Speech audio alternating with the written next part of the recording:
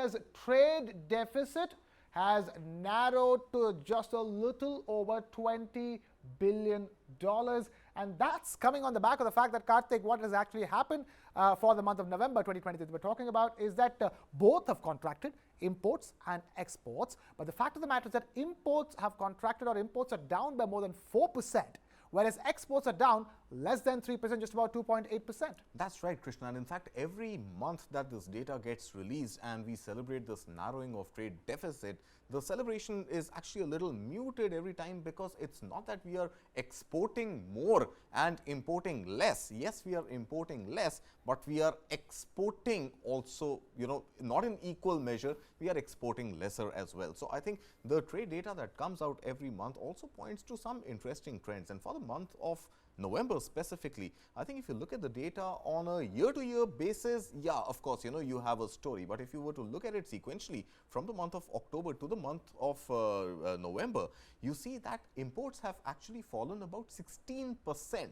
Now, I was trying to wrap my head around it to see what did we do so much, so blatantly by importing in October that we perhaps did not do in November.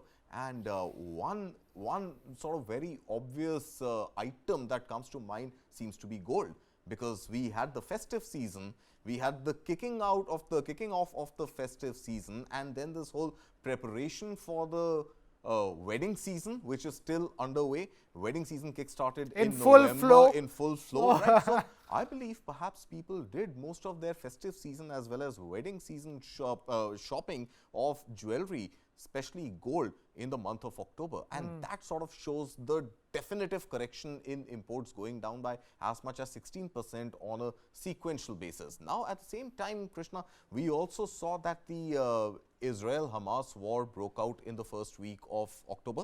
And you had oil prices and you had crude and Brent really go through the roof. Now, the assumption was that this sort of increased oil prices are likely to continue even in the month of November. But we saw in the month of November, followed by December, oil prices actually coming back to their average levels of about $85 or so a barrel. So the kind of import pressure that India would have been subjected to otherwise in the month of October with high crude prices was perhaps also something that got absorbed in this new sort of arrival of the data that we've seen. So I believe these two factors, gold and oil, played spoilsport for India in the month of October, sending imports at a much disproportionately high number, and that sort of softened in the month of November. So this reduction from on a year-to-year basis and then on a sequential basis, in my mind, could attribute to that. Right. The only other point to note here is that that trade deficit number for the month of October was at a record high of $31.5 billion. Right. So, any relief is good relief at this stage. It is down from the all-time high of $31.5 billion to just a little over $20 billion. The only hope here at this stage is that we continue growing our exports further and further, even as we aim to keep cutting down on our imports. So fingers crossed for that.